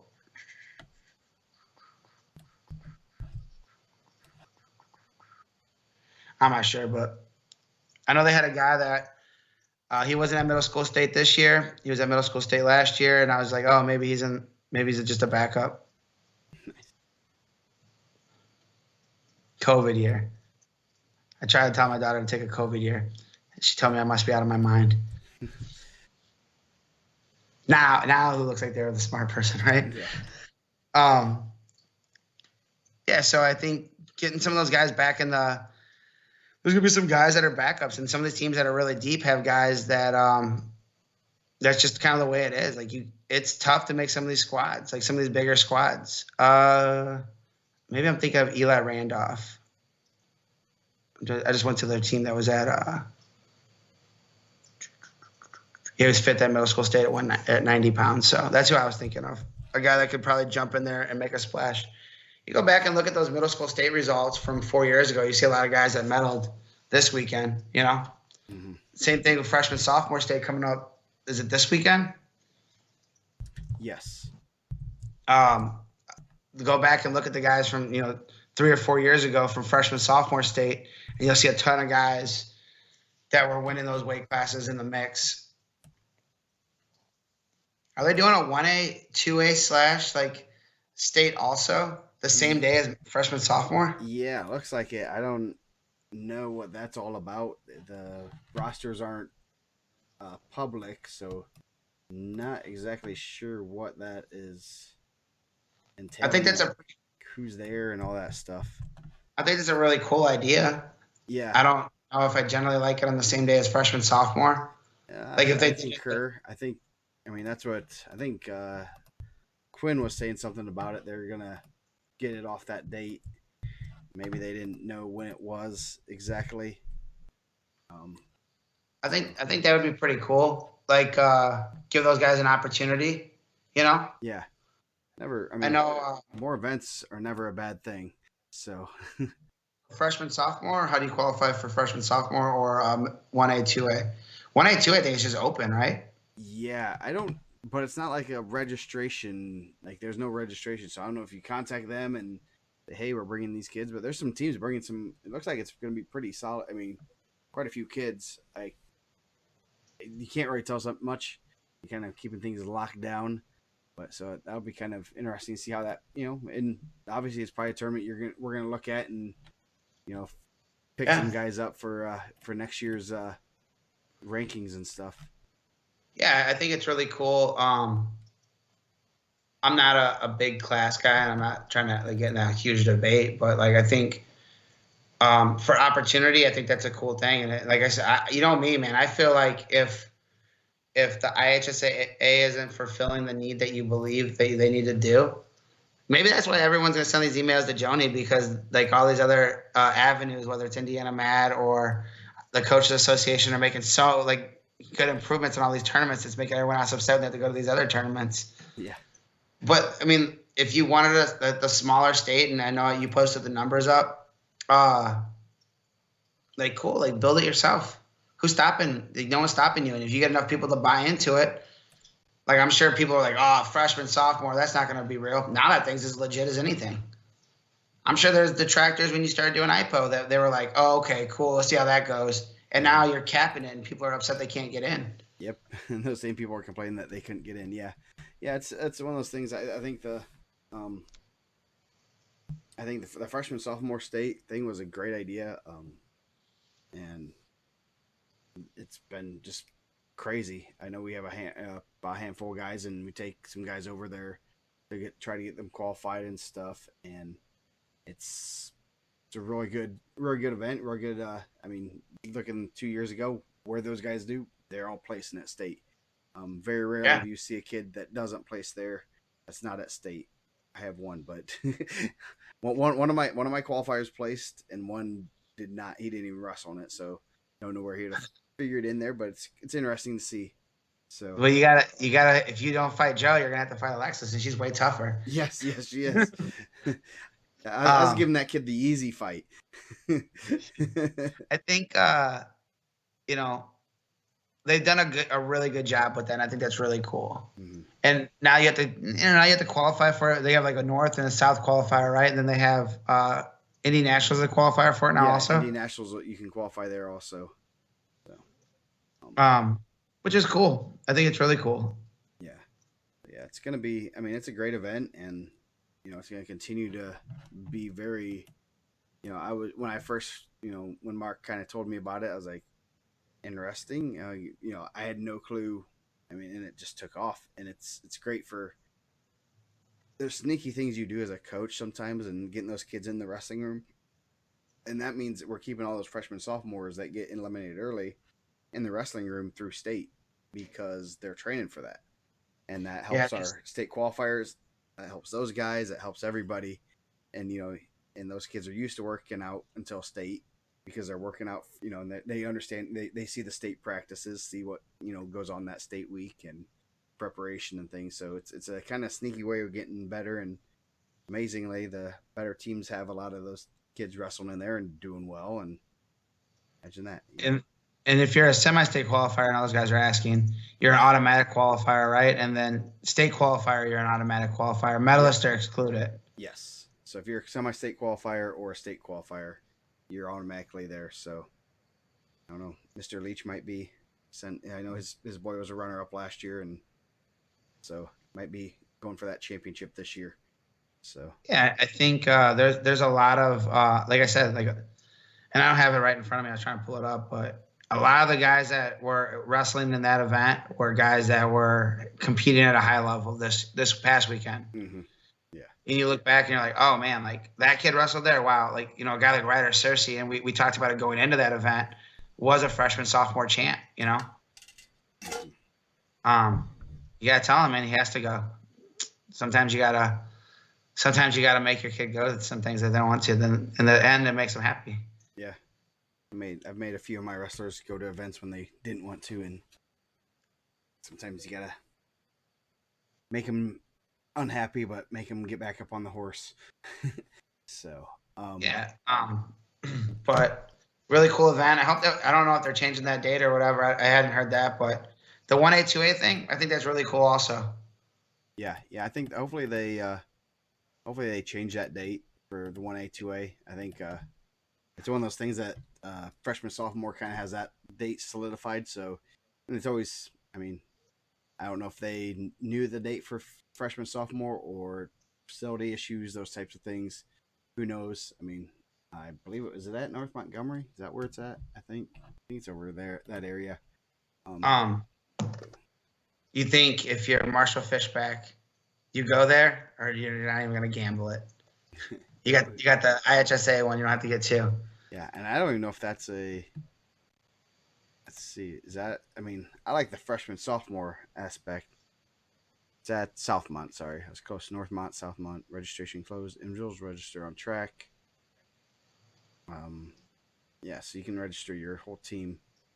So it'll be interesting to see how that goes. See when they actually open up registration. Whoa. And that flyer's on the board also, right? Yeah. It's on the front page of the board. It's not pinned or anything, but it's on there. Yeah. So they don't have the teams listed there have numbers beside them, and there's 44 teams. Rochester has 19 kids, so they're taking a big group. So that'll be interesting to see how those guys do. How that how that works out, and great event. Hopefully it's a good tournament and they do well. So yeah. I think it's getting a little late, so I think we're gonna wrap up for tonight. We're gonna go on Monday, at least one more week. I'm gonna try to keep Mike around here for as long as possible, and we're gonna do our grade rankings, our pound for pound, and our grade rankings, and do those live on the air. It's kind of fun to do those, and you guys can kind of hear the thought process as we, I think Jesse's a good wrestler. I think he should be at least top 3. That type of stuff, but it's kind of neat to kind of go through that. So we're going to go through that. Probably talk a little bit about incoming freshmen, and I don't know, maybe we'll add to our discussions of the best ever 2-timer, best ever 1-timer, those types of stuff. So yeah, I think we're doing incoming freshmen on Monday. I know we did the Twitter vote bracket before for best of all time. Yeah. Well, when we did that during the COVID year, right? Yeah. Who won that? Was it Jason won it? I think Angel did. Maybe Angel did. I have it here. Let's see. It was pretty cool. I mean, just watching the people, and then some of the guys are trying to push for trying to get votes. Yeah, it was Wrestle Sweet 16. Yes, it was Angel. Angel defeated Alex. That was a big bracket. Angel defeated Alex. The semifinals were Chad Red, Alex, Angel, and Jason. Did not get a good draw. Who did? Because Jesse was only a 2-timer at that time. He was just a lousy 2-timer. Yeah. Jason I Cook think went he ended up 0-2. losing to Brayton, right? He lost to Brayton Lee. Yeah, and then he made it. He wrestled back pretty well. I think he almost made it to the blood as Howe, and he had Andrew Howe and Reese Humphrey in the blood round. Asa and Smicic. He wrestled Mason. He had Mason Pierce in the blood round. Pretty good. Mendez won. He beat Jake O'Brien, Kyle Ayersman, Ian Hinton, Nick Lee. They had Nick Lee Nick Lee made it to like the round of like 32. And then he beat Eppert. So yeah, man, that's a huge bracket. That took me a little bit of time to do. Yeah, you know how that happened? One day I was just like, this would be pretty cool. Yeah. And then Joe formatted it, put it together, and I was like, cool, man, I'll vote on it. Yeah. I like how I have like the Estel Ritter region, the Howard Fisher region. Yeah. This is, let's see, where it is. Who did he wrestle? He had someone. He got a bad seed. The seeding was pretty poor. Jesse was the 51st seed. he had to do a wrestle in to get into the bracket. He'd be a little bit higher now, I'm sure. Yeah. He'd be. I kind of seed it based on their kind of numbers. Let's see. So where is Jesse? Is he in this one? Yeah, Cook lost to Cooper Samuels. Oh, they might run into each other again at the Pittsburgh Wrestling Classic. There might be some bad blood. Yeah, Jesse wrestled had Brayton first round. Ooh, that was a rough. Brayton was the 14th seed, so yeah. Brayton he had Silas Allred. Allred was only okay, that was after his senior year. So yeah, pretty cool bracket. The wrestlebacks were brutal. So maybe we'll look into something like that this summer. So you guys can be on the lookout for not that exact format, but something along those lines. Yeah. So, but anyway, everyone have a great weekend. If you're going to freshman sophomore state, good luck. We'll probably talk about that a little bit on Monday too. There's some good wrestling to talk about. So yeah. Well, I got a little taste of that body lock Saturday night. So if you guys are looking at Jason Cook, he's deceptively strong. Yes, and he doesn't like me right now. So anyway, have a good weekend, everybody. Good luck at freshman sophomore state. We'll see you guys on Monday.